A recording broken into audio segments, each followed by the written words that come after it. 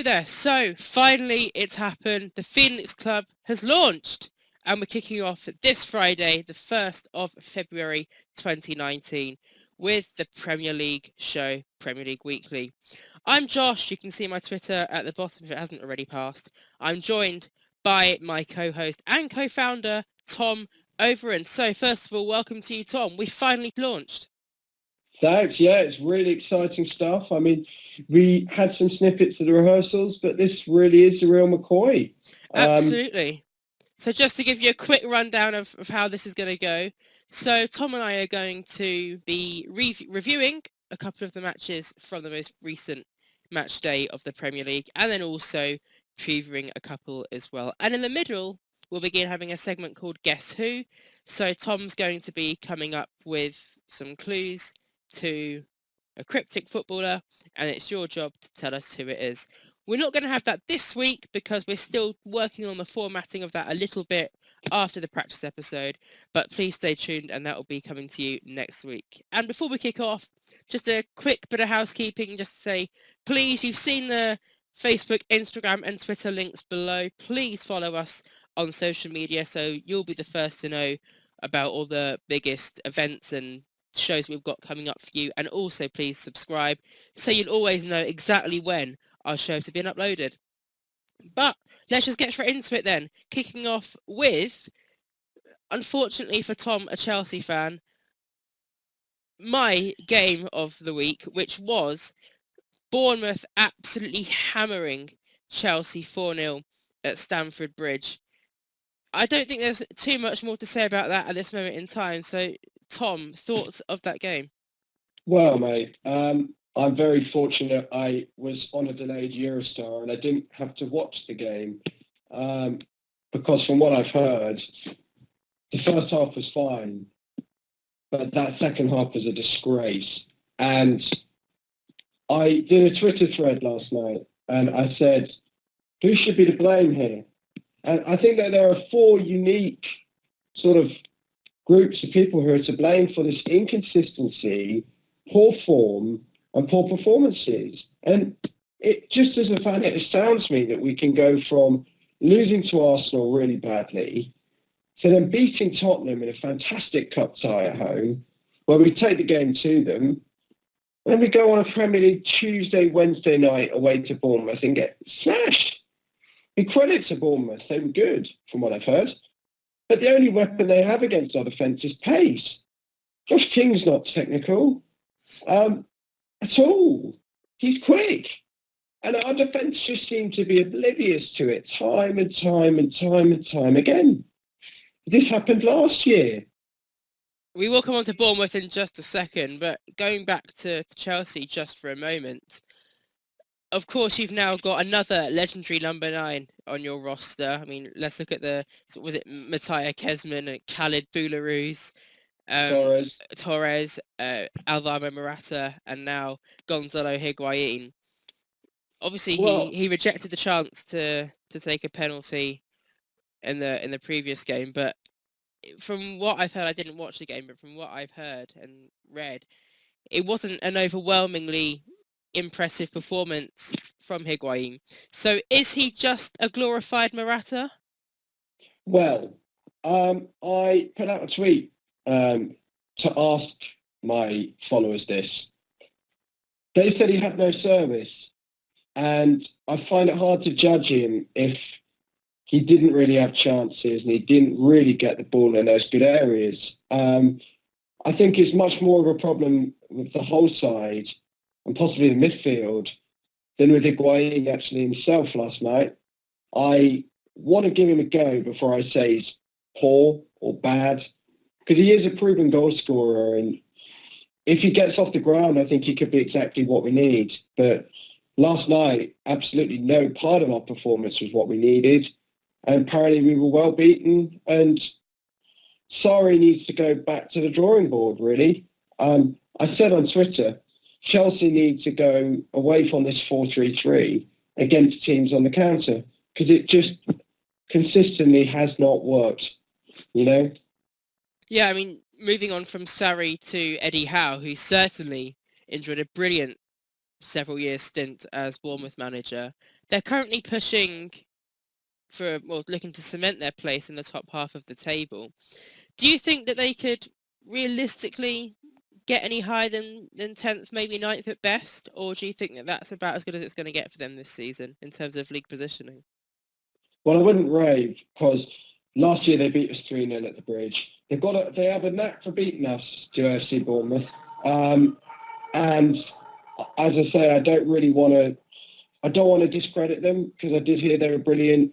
But I think they're the sort of team that will beat us at home, and then they'll go and lose to, Huddersfield or someone in the next game week, or whoever they're playing.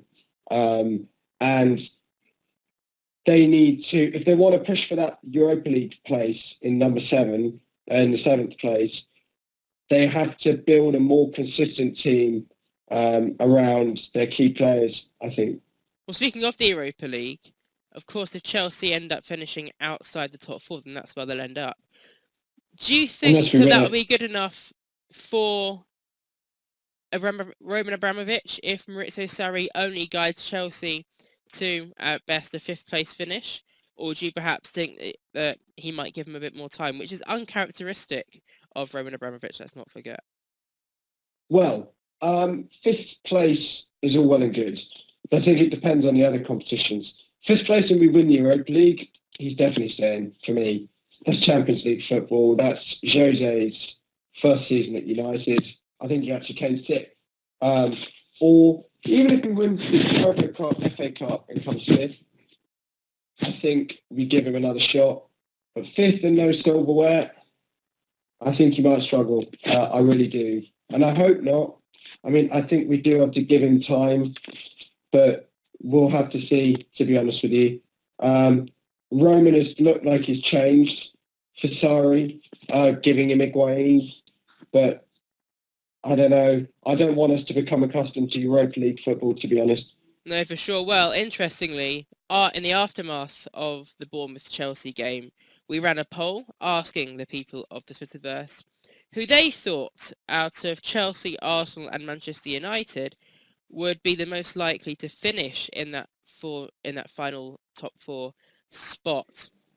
And with 21% of the vote was Arsenal, 23% of the vote with Chelsea.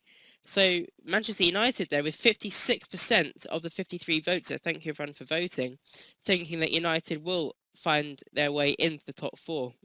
Not forget how far behind they were when Solskjaer took over. And thank you to Gift at Holy Cabal, I think that's his username, who has predicted that Arsenal will actually finish 4th and Chelsea 5th. So United there to stay in 6th. So thank you, Gift, for your comment. Right, we are going to move on then to, I don't know if there were any really debate about whether this was the second most exciting game or not, but certainly the second most shocking game. Newcastle beating Manchester City, the reigning champions Manchester City, 2-1. So, as I said, reigning champions. For those of you that have been following my Twitter feed over the last year or so, or even from my radio show, that you'll know that for a long time I've said that this Man City side, certainly in the context of Premier League champions, is by no means a legendary side. I think they're bang average at best, that would just happen to be the best of a bad bunch. Is that being exposed a bit more this season? Yes, I do. I've always had a thing against Pep. And some people have said a vendetta, really. I think he's doing no better than, say, Mourinho did in Spain in 3 seasons, because I think it's clear he's not winning the league this year. And I think this City side is good. I don't think there's much of a plan B there. I think the same could be levelled, obviously, at Sarri and to an extent at Klopp after 1-1 against Leicester. But I think people are getting used to how to play this City side, much like they did the Conte 3-4-3, 3-5-2. And, yeah, basically, I think you're right. I think this City side, I had a feeling that they'd struggle to retain the Premiership, and it looks like that will be coming true, really. We're going from the top end of the table to the bottom. Earlier on in the season, Rafael Benitez, the Newcastle manager, said that it would be a miracle if the Magpies were able to avoid relegation this season. But now, coming into February, they are 5 points and 3 places above the drop zone. Not so much of a miracle now, is it? It's more of a reality. Yeah, I think he's done an exceptional job there. And I was listening to Talk Sport the other day, and I had some Newcastle fan phone up saying that any other Newcastle boss, and he'd get sacked, and that the fans would turn on him. I don't know about that. I think he's done fantastically this He season. has. I mean, his team's played terrible football. I mean, the fact that Sky don't say it's a three-at-the-back, but they call it 5-4-1, and it looks like it when they play. But if it's going to keep your team in the Premiership and it's efficient, I said it, Benitez, good job, man. Really good job. Certainly, and I think that Newcastle deserve to give him some credit and respect for the fact that a manager of his calibre, actually stayed with Newcastle post-relegation, got them back up at the first time of asking, and then kept them in the Premier League. And looks like he's going to be doing it for a second consecutive season. So I think that he perhaps deserves more credit than he's been given. But going back to City for a second, how likely is it that City will win the league this season? I know you said that it's probably they're going to miss out, but do you actually rate their chances at all? Or do you think that it's all but gone for them? Well, there's an 8-point gap now. 5 points? Between City. Is it only 5? Yeah, because Liverpool drew with Leicester. Oh, pardon me. Someone was telling me it would be a much bigger gap than that. So a 5-point gap. Obviously, bigger gaps have been superseded. I'm thinking Newcastle went under Kevin Keegan, Liverpool under Benitez. But I think they're the best team in the league, and I think City will be dropping points. I think that they've just been found out, and I don't think the same can be said about Liverpool, to be honest with you. I think there's maybe a 10 to 20% chance City go and win the league from here. And that relies on Liverpool playing badly. Well, on a final point, quickly before I reveal the results of the next poll that we ran, you mentioned that Maurizio Sarri, if he didn't win a trophy this season and finished outside the top 4, that he would probably end up losing his job. In previous years at Man City, we've seen that managers tend to be on a 3 to 4 year cycle. This is coming to the end of Pep Guardiola's 3rd season in charge. We know that Pellegrini, I believe it was after his 3rd season, lost his job, having won the league in the middle season. So, or rather in his 1st season. So could it be that Pep Guardiola is shown the door? Or because he is such a big name, they may be more reluctant to let him go and perhaps give him another season to turn things around? So he's shown the door this season? Absolutely not. I think he's got them Champions League. There's a good chance to win the League Cup after the way Chelsea played last night. He's still in the FA Cup, still in the Champions League. I think that's way, way too early to discuss that. He's a great coach, albeit I don't think he's the best ever. He is a great manager, and City would be very foolish with him having 4 or 5 years left on his deal to consider sacking him for not winning the league. I think that's a luxury that many clubs, almost any other in the league, just simply could not afford, to sack your manager because you're not champions.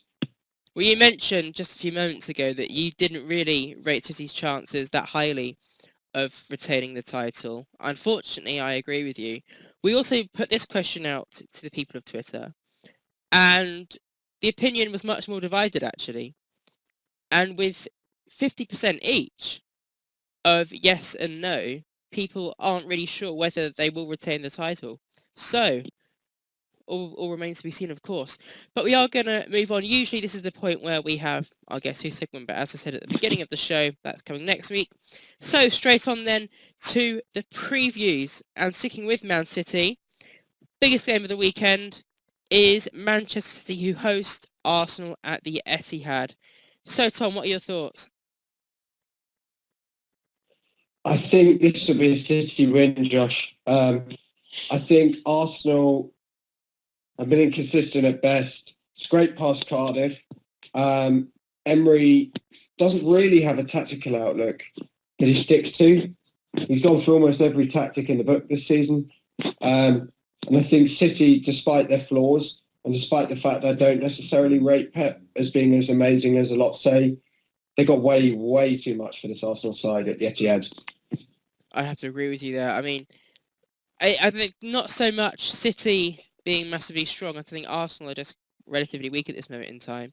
I think that Unai Emery is not really building, as we mentioned in our practice episode, that he's not really built that much in terms of league position on what Arsene Wenger had left at the Emirates. But I think with Emery, it's going to be more of a long-term project. But for his first season, I can't really see much more improving, and I think that that's going to continue with a defeat to Man City. So what are your predictions in terms of the score then ahead of that game? I reckon 2-0. Yeah, I'm going for the same actually. Sergio Aguero brace actually. I fancy Sterling to get on the score sheet. I was going to say Arsenal's defence. Yeah, he's a brilliant player. And the problem is for Arsenal is that back four or back three is just, it seems like there's never a back four they play since about October. They've had all players in their natural positions and all first choice players there. And whilst obviously that's slightly unlucky on Emery with Holding getting injured for a long time, just as he was hitting form, it's just something that the squad depth and their squad management has been really quite poor this season. Well, half of them are on the bloody hospital bench, aren't they? Hospital beds, rather. I mean, how much luckier can you get than having most of your defence out injured? And unfortunately, it looks like it might end up costing Arsenal a place maybe even in the top 5. Secondly, then, we're going to come to Burnley, who also had a top draw result in midweek as they drew 2-2 with Manchester United. Are they going to build on that well-earned point, really? And in fact, they probably consider themselves unlucky not to have all 3 points. Are they going to build on that with victory at Southampton or at home to Southampton? Or might it be a case of same old for the Clarets this season and perhaps another point? Well, Sean Dyche was recorded as saying he can see Burnley getting better and getting harder to beat, much like their sort of last season's 2017-18 best.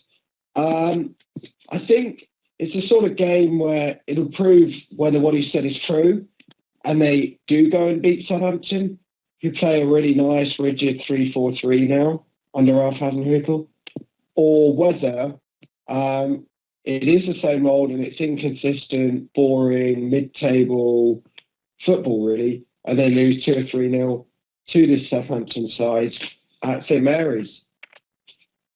So I'm just thinking, Ralph Hasenhüttl has really turned things around beyond belief, really, at Southampton. Very well. I think Mark Hughes is a decent manager for teams in the bottom quarter, third of the table. I think he's got a bit of a bad press. I think he had actually a decent-ish spell at Stoke. I'm not overly convinced that the length of time he had at Southampton was enough in and of itself to judge how good or bad he did there. But Ralph Hasenhüttl has just transformed things. It's been brilliant, and you have to feel if he stays there for the next 2 years that they could easily be pushing for maybe not quite top half, but certainly top of the bottom half. But again, I'm going to come to you for a score prediction. So what are your thoughts? Is it going to be another point maybe for Burnley, or might Southampton nick 3 points? I could see it being 0-0, to be honest. I think it's one of those games, neither wants to lose it because they don't want to get into trouble, but there's no particular need for either to win it. It's not must win. No team's in real trouble. So, I'm going to call 0-0 or 1-1 there. Okay, I'm going to go for a score draw. I'll go for a 2-2 draw, actually. Not just because that's the score they got against Manchester United, but because I think that when you're at the bottom of the table, defences aren't always that strong, are they? And both sides have shown in recent weeks that they are more than capable of putting the goals in the back of the net. So I fancy this to be an exciting 2-2 draw there. So that does round off our reviews and our previews from match days 24 and 25. At the bottom of the screen right now, you should see the rest of our score predictions for the upcoming weekend fixtures. So you can see this at the bottom now. And of course, I'll just quickly remind you, we would love for you to subscribe to our channel. We want to keep this growing as much as possible over the coming days, weeks, months, and maybe even years. Who knows how long we'll be going for. Hopefully a very long time. And of course, please follow us on each of Facebook, Instagram, and Twitter. And if you've got any score predictions of your own that you'd like to leave, just drop them down in those comments below, or even leave them on our Twitter page. And we'll be coming back tomorrow to launch our Retro Premier League show. So stay tuned as we talk about our favourite cult heroes from the Premier League era as voted by you. So until then, thanks for watching.